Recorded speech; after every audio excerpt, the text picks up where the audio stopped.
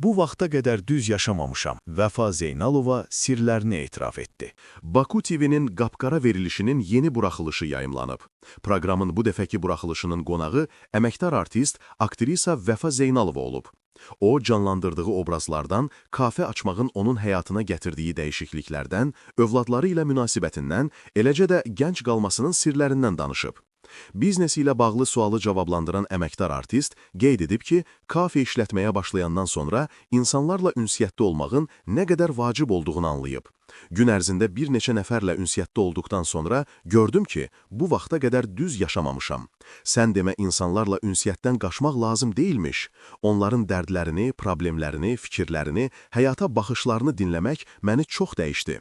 Uşaqların tərbiyəsində valideynlərin roluna da münasibət bildirən aktrisa söyləyib ki, onlara yox sözünü deməyi bacarmaq lazımdır. Özümdə qadağalarla böyümüşəm, bilmişəm ki, nəyi etmək olar, nəyi yox. Rəfiqələrim evimə qonaq gələndə uşaqlarımın bizim söhbətimizə müdaxilə etməyə ixtiyarları yox idi. İndi isə görürəm ki, hansısa rəfiqəmlə söhbət edəndə onların uşaqları bizə imkan vermir. Qoy mənə geridə qalmış desinlər, amma uşaq öz yerini bilməlidir.